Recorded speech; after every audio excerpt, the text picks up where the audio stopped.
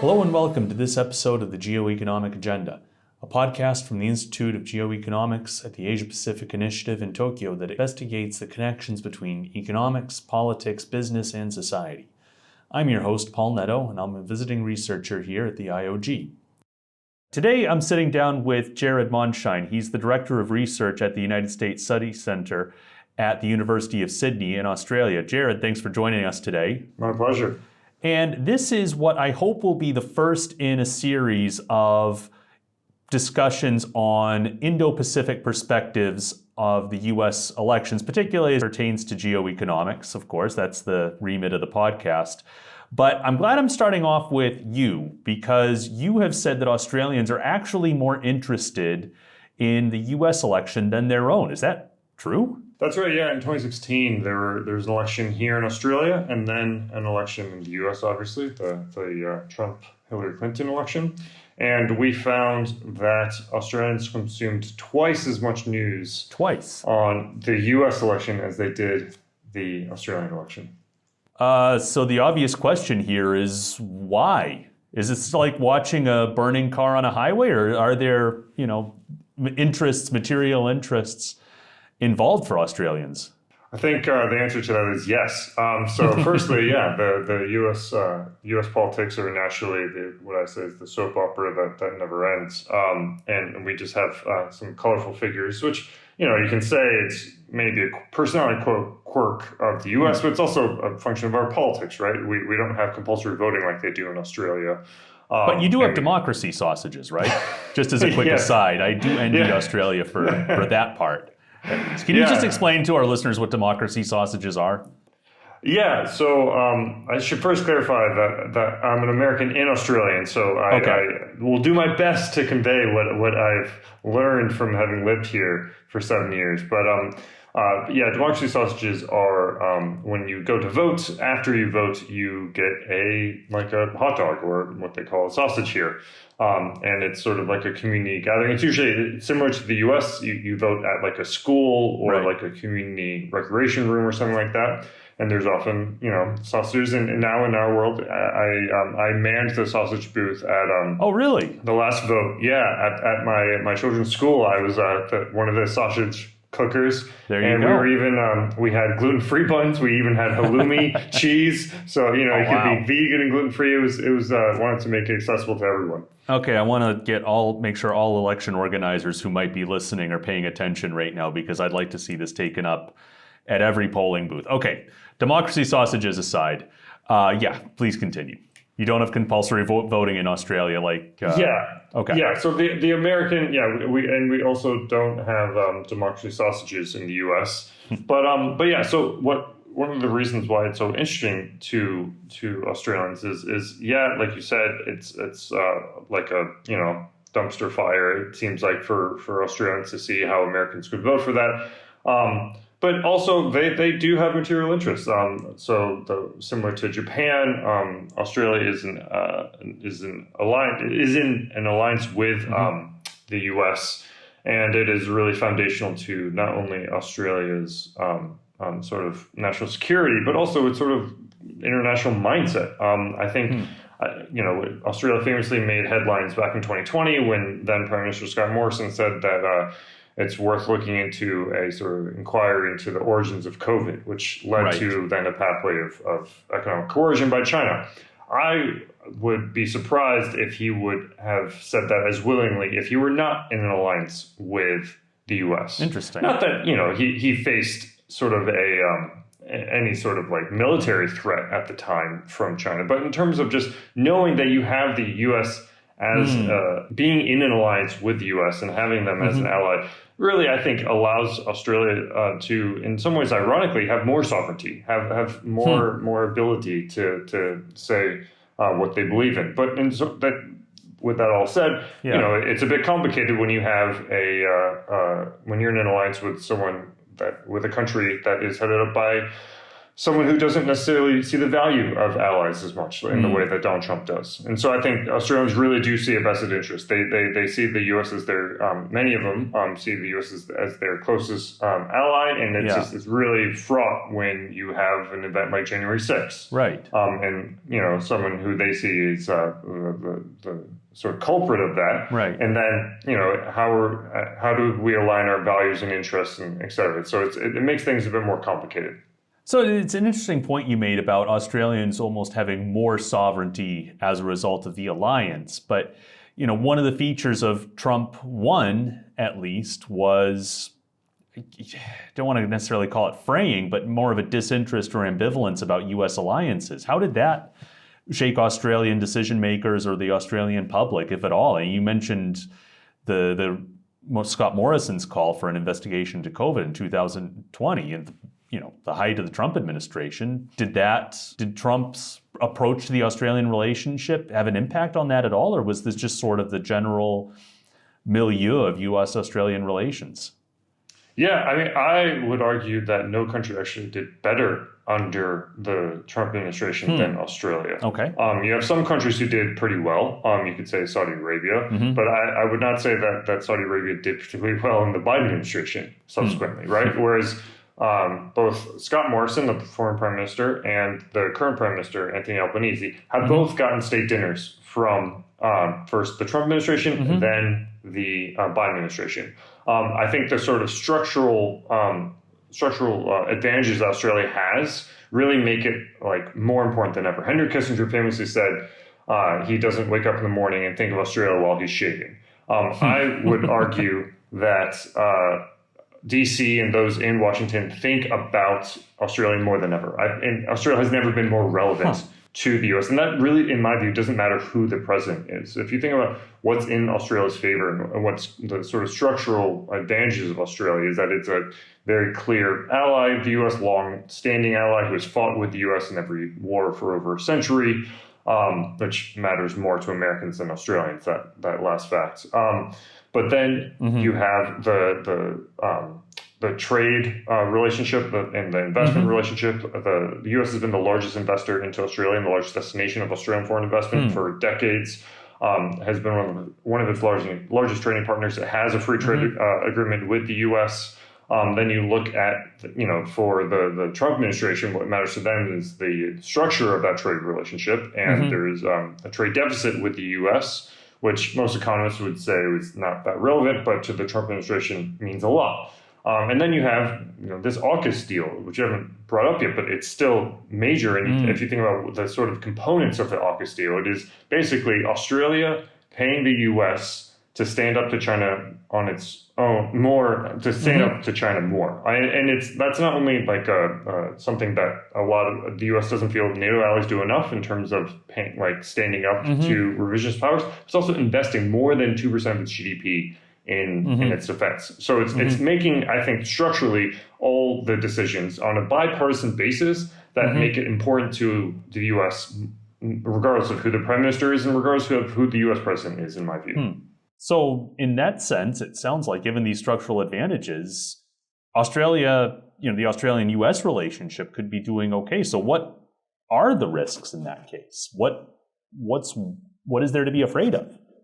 That's a great question. Yeah, as much as the U.S. and Australia now align more than ever on sort of articulating the problem, the challenge, in strategic competition, which is, in my view, revisionist China trying to change the status quo, as much as they agree on sort of the broad solutions, the contours of that solution of just having allies and partners working together, we're getting down to the nitty-gritty details, right? What does AUKUS look like? How much is Australia willing to invest in AUKUS? Can the U.S. get the legislation to allow AUKUS to go through? Can the U.S. invest in its own sort of military-industrial base to allow for it to have the capacity to sell nuclear-powered submarines to Australia?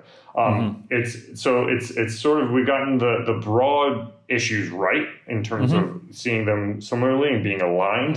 And this isn't just the U.S. and Australia, by the way. We've done polling at the U.S. Study Center in Japan, and there's also plenty of polling in Korea and across the region. And, those two things in terms of seeing China as a challenge and seeing working with allies and partners as the solution, that's actually light years ahead of where we were just 10 years ago. But yeah, now it's the nitty-gritty details, right? So what does sort of friend shoring look like? What does de-risking from China look like? How do we plan for a Taiwan contingency in an economic component, not just militarily? That's a day one issue, but if we're looking at what happened in Ukraine, how do we deal with the day after? Where you can see now there's sort of less political interest on some parts of the Republican Party to continue to support Ukraine.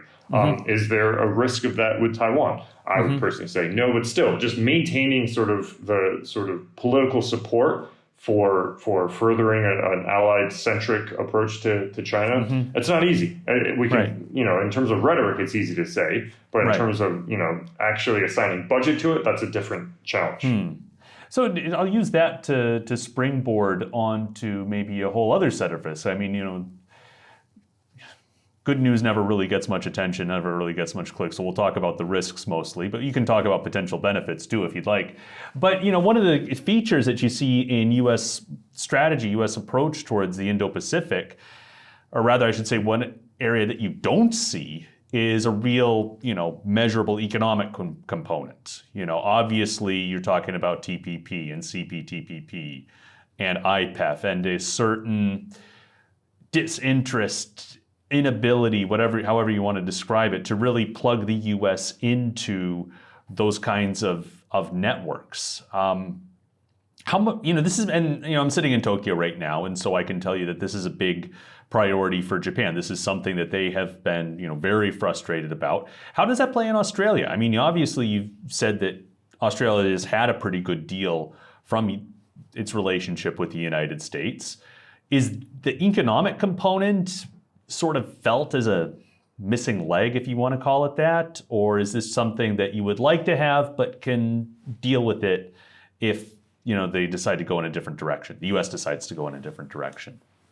I think it is definitely something that the Australian government in particular, as a trading nation and a trade-oriented nation, would like to see. And this is, Japan and Australia is a reason why they're more interested in trade now than ever, is that, as the framework of their economy is dependent on sort of global linkages now more than the U.S. is necessarily. But I would say one thing that sort of frustrates me as an American being over here is how much we think that telling the U.S. they should join TPP will change the U.S.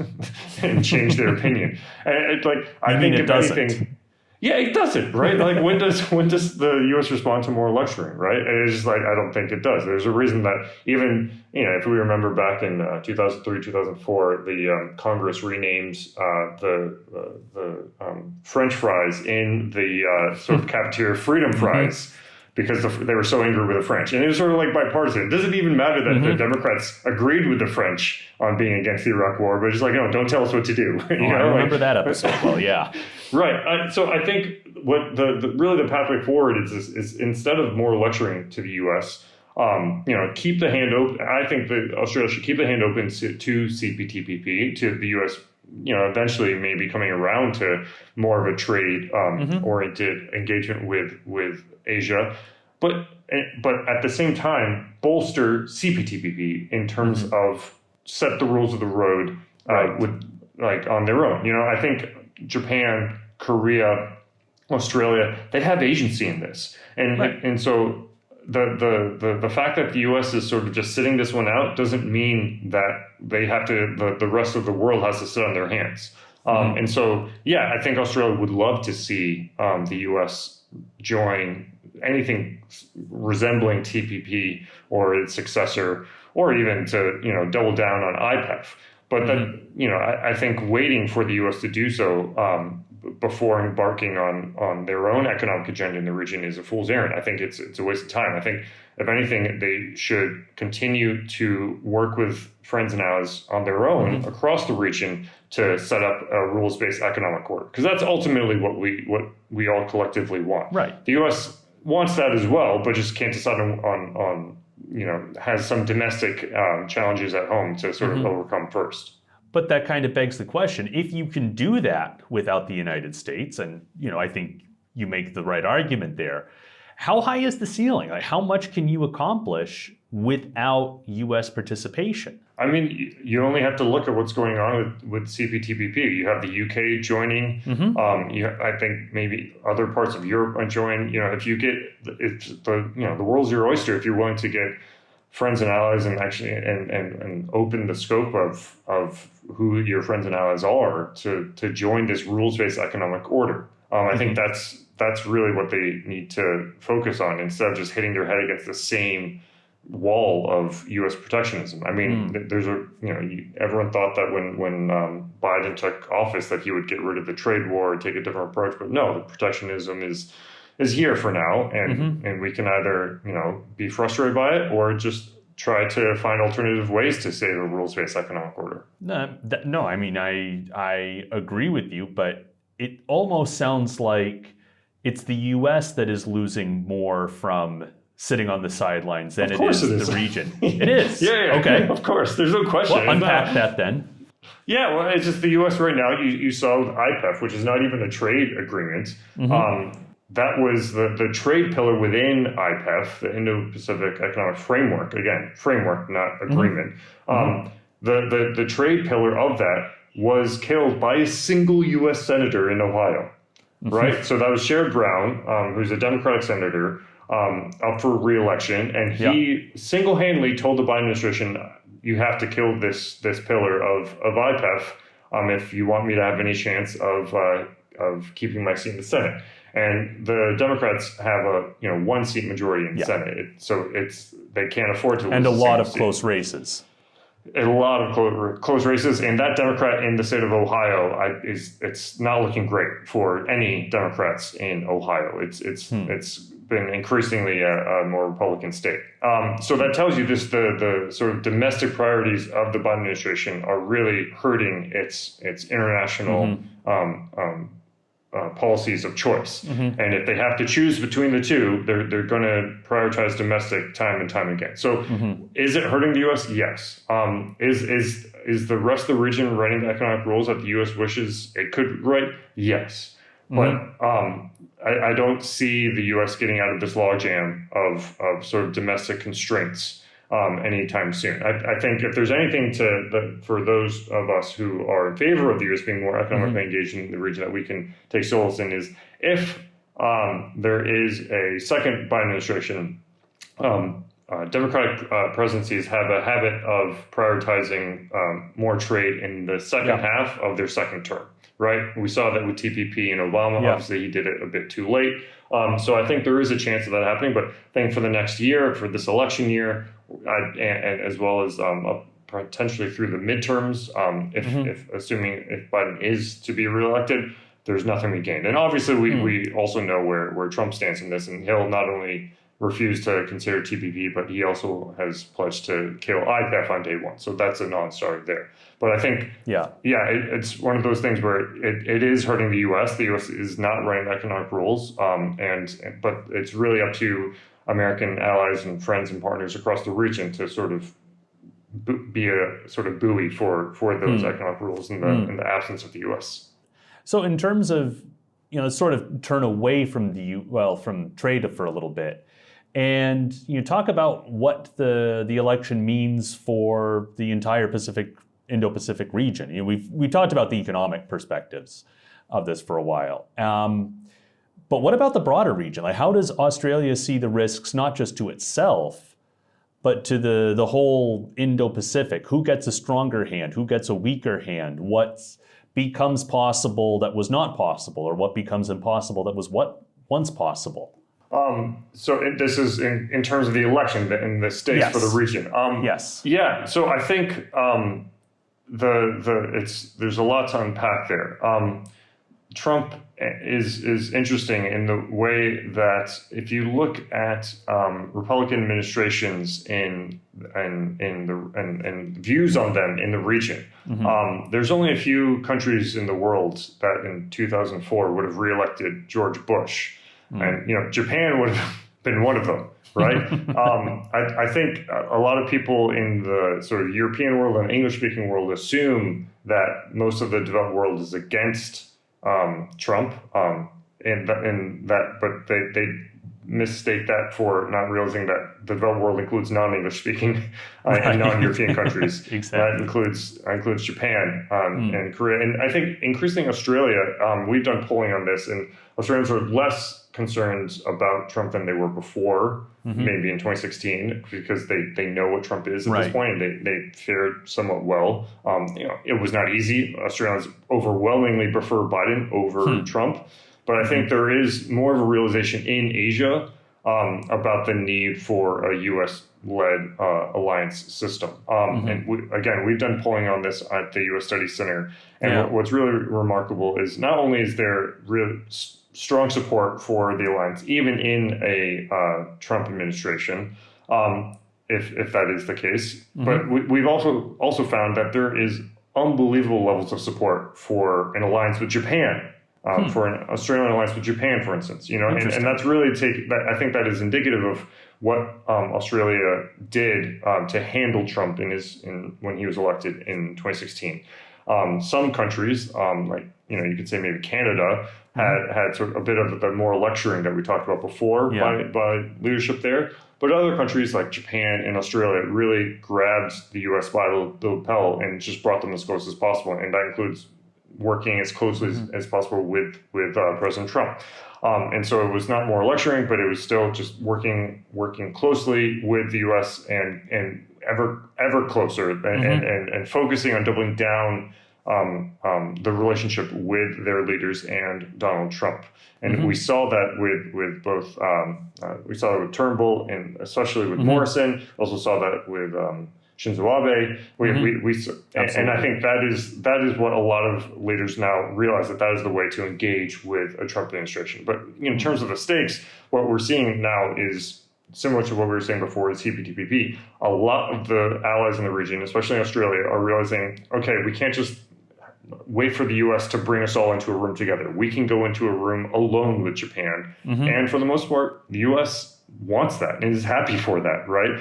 India can talk to Japan. Yeah. I was just about to ask, is this almost a positive for the region? This kind of relative disengagement? Is it, inculcated a certain self-reliance that was kind of welcome? Yeah, that's a great point. I mean, I don't think it's necessarily a coincidence that, as Republican skepticism of support for Ukraine has increased, that the French president has dangled the concept of boots on the ground, French boots on the ground in Ukraine, right? Like one thing that has been bipartisan and lasted for decades is American presidents bemoaning the lack of allied sort of ownership of the challenge and burden sharing, right? This goes back to Eisenhower, Kennedy, even the Obama administration. They all said it. Some said it nicer than others. And Trump is probably the least nice in terms of how he delivers this message. And it also is a wake-up call that, like you said, that maybe they do actually finally need to be more self-reliant. And I think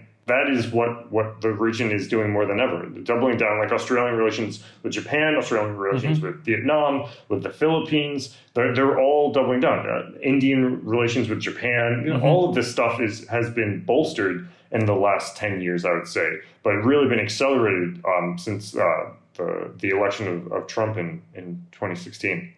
So this almost makes it sound like, gosh, I don't want to do this. Net positive or net negative?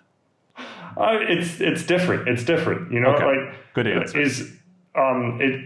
Do you want someone who says I'm going to actually increase the cost of being in an alliance with the U.S.? Talking about the U.S. relationship with Korea or Japan and saying you need to pay us more. It's not a coincidence that there's few things that annoy the Chinese more than the U.S. alliance system, right?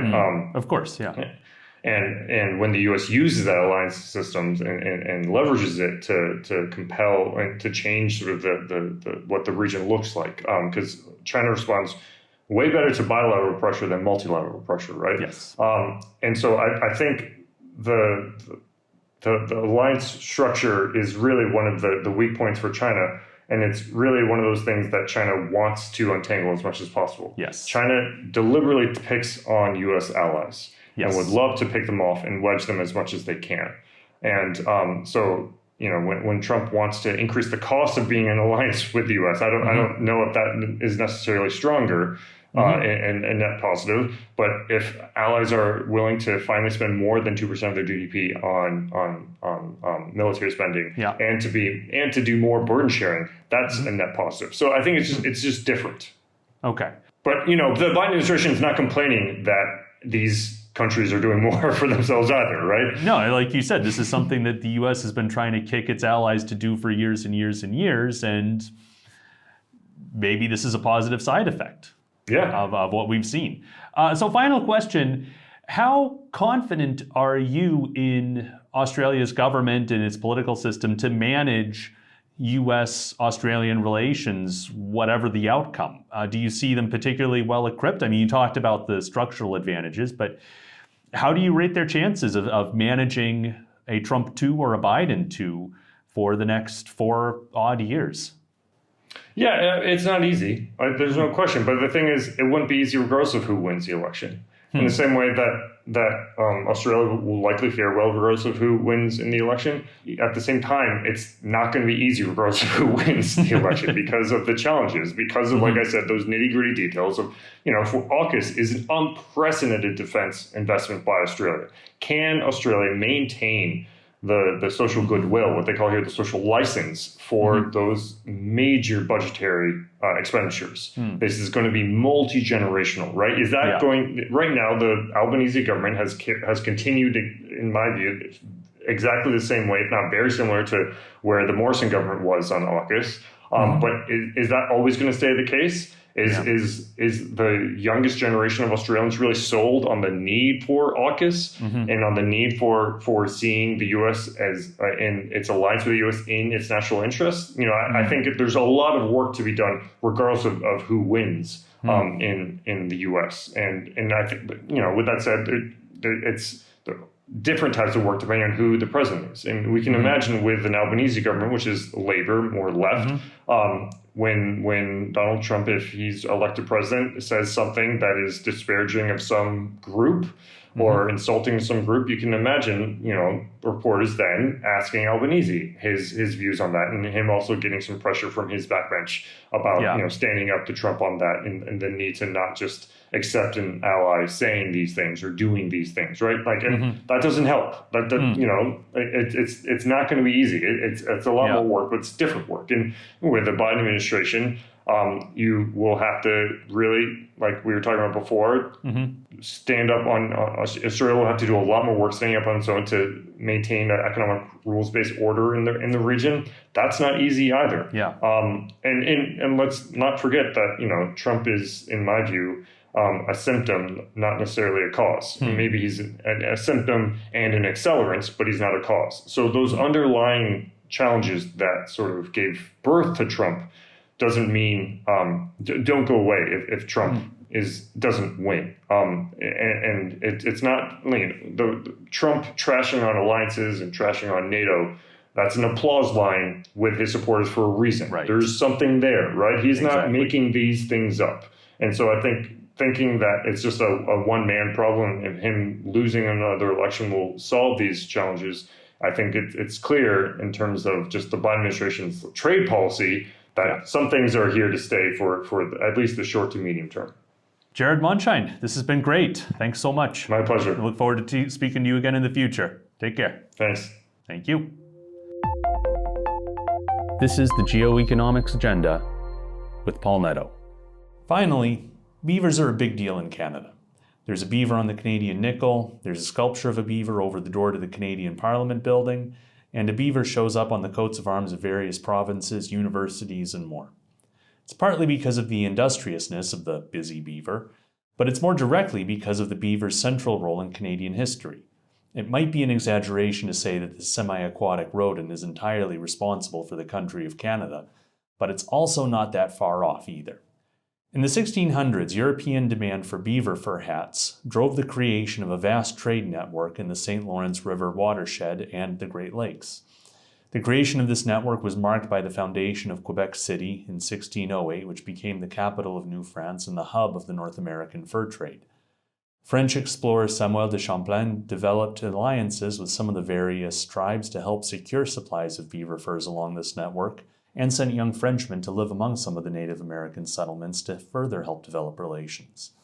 The vast wealth involved in the fur trade generated incredible competition as demand increased and prices increased along with it.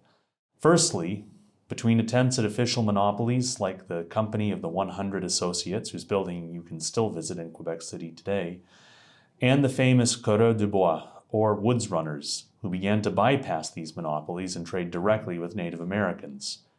Because so many of these coureurs de bois were Métis, or the descendants of the earlier French settlers and native women, they had the personal contacts and local knowledge that gave them an edge over the formal monopolies. Second, and more grimly, this competition led to extensive and devastating wars all among the various parties involved, particularly after the English and Dutch expanded their involvement. These newcomers provided the quote-unquote illegal traders a market to bypass the official French companies, which eventually helped drive the Company of the 100 Associates to bankruptcy.